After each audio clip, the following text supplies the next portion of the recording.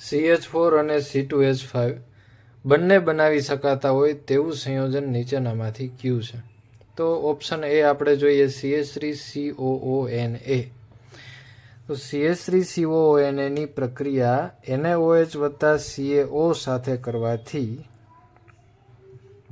CH3COONA ની પ્રક્રિયા NaOH with CaO એટલે કે આ સોડા લાઈમ કહેવાય, કોસ્ટિક સોડા અને quick lime. CH3COONA plus NaOH CaO સાથે પ્રક્રિયા કરતા આપણને CH4 મળે છે. અહીંયા એક હાઇડ્રોજનનું ઉમેરણ થાય છે, CH4 મળશે, પ્લસ અહીંથી Na2CO3 એ દૂર થશે, Na2CO3.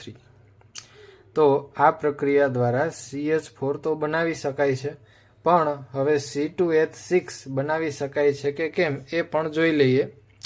તો બીજી પ્રક્રિયા એ કોલ્બે ઇલેક્ટ્રોલિસિસ દ્વારા શક્ય છે. કોલ્બે ઇલેક્ટ્રોલિસિસ.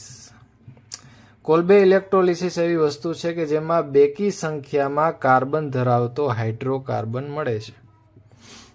બેકી સંખ્યામાં કાર્બન એટલે કે જેટલા પ્રક્રિયકમાં કાર્બન હોય છે એનાથી 2 ગણી સંખ્યા ધરાવતો આપણને હાઇડ્રોકાર્બન જોવા મળે છે. તો બીજી પ્રક્રિયા જોઈએ તો CH3COONA ફરીથી આપણે લઈએ, એના આ જ વખતે આપણે 2 મોલ લઈશું, પ્લસ એની પ્રક્રિયા 2H2O સાથે અને ઇલેક્ટ્રોલિસિસ કરતા આપણને આમાંથી મળશે CH3 સિંગલ બોન્ડ CH3 એટલે કે C2H5. 2 મોલ CH3 માંથી બેકી સંખ્યાવાળો કાર્બન CH3 મળે છે, પ્લસ અહીંથી CO2 દૂર થશે એટલે 2CO2 પ્લસ અને આ Na અને પાણીનો અણુ NaOH દૂર થશે, 2 મોલ ઓફ NaOH અને H2 દૂર થશે. તો પહેલો ઓપ્શન છે અહીંયા સાચો ઉતરે છે. CH3COONA માંથી આપણે CH4 પણ બનાવ્યું છે અને ઇલેક્ટ્રોલિસિસ પદ્ધતિ દ્વારા આપણે CH3 સિંગલ બોન્ડ CH3 એટલે કે C2H6 પણ બનાવ્યું છે.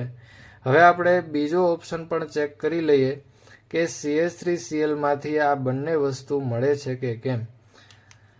તો CH3Cl માંથી પણ બનાવી શકાય છે CH4. કઈ રીતે? તો પહેલી પ્રક્રિયા આપણે જોઈએ CH3Cl ની પ્રક્રિયા. જો આપણે રિડક્શન કરતા યુઝ કરીએ LiAlH4 તો ક્લોરીનનું વિસ્થાપન થઈને એક હાઇડ્રોજન જોડાશે અને બની જશે CH4 પ્લસ HCl. તો CH4 તો શક્ય છે. હવે એ જોઈ લઈએ કે CH3Cl માંથી C2H6 બને છે કે નહીં. તો હવે આપણે 2 મોલ CH3Cl લઈશું, પ્લસ એની પ્રક્રિયા સોડિયમ સાથે અને શુષ્ક ઇથરની હાજરીમાં કરતા. આ પ્રક્રિયા આપ જાણો છો કે 2 મોલ CH3Cl લઈ સોડિયમ સાથે શુષ્ક ઇથરની પ્રક્રિયા કરતા બમણી કાર્બન સંખ્યા ધરાવતો હાઇડ્રોકાર્બન મળે છે. એટલે 2 મોલ CH3 છે એમાંથી CH3 સિંગલ બોન્ડ CH3 આપણને મળશે અને એમાંથી 2 NaCl છે દૂર થશે.